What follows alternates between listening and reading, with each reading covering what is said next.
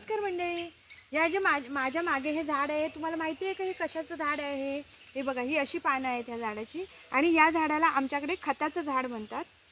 कारण या झाडाची जी ही पानं आहेत याचा उपयोग जे आपण नवीन झाडांची लागवड करतो त्या टायमाला जो आपण झाड जिथं रोप लावतो त्या रोपाच्या जिथे खड्डा खणलेला असतो त्या खड्ड्यामध्ये ही जी पानं असतात ही टाकली जातात. असं पूर्ण असं एक अशी फांदी तोडून त्या जिथे झाड लावतो त्याच्यामध्ये टाकतात आणि त्याच्यानंतर त्याच्यावरती झाड लावलं जातं. तर याचा उपयोग पूर्णपणे खतासारखा होतो.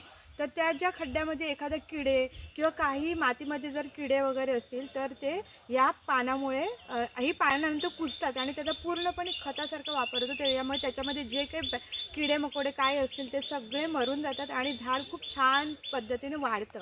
आणि त्याचबरोबर या पानांचा उपयोग मच्छर घालवण्यासाठी सुद्धा केला जातो. जेव्हा आता पावसाळ्यामध्ये तर भरपूर मच्छर असतं, सगळीकडे गवत माजलेलं असतं, त्याच्यामुळे घरामध्ये सुद्धा बऱ्याच वेळेला भरपूर मच्छर येते. तर या झाडाची जी फांदी आहे किंवा ही पानं आहेत ती जाळली जातात, निखाऱ्यांमध्ये ती चांगली जाळतात आणि त्याचा चांगला धूर केला जातो. आणि त्या धुरामुळे सुद्धा जेवढे आजूबाजूला मच्छर असते सगळी निघून जाते, मरून जाते.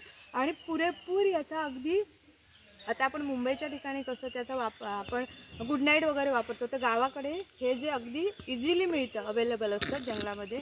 आणि जंगलामध्ये पण नाही, घराच्या अगदी जवळ मिळतं. तर याचा उपयोग पूर्णपणे मच्छर मारण्यासाठी किंवा जातो. आणि आमच्या गावाला याला खताचंच झाड म्हणतात. तुमच्याकडे काय म्हणतात याला हे मला कमेंटमध्ये नक्की सांगा.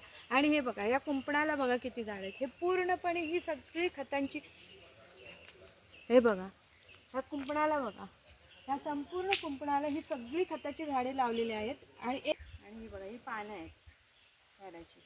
ह्याला आमच्या गावाकडे खताचं झाड म्हणतात.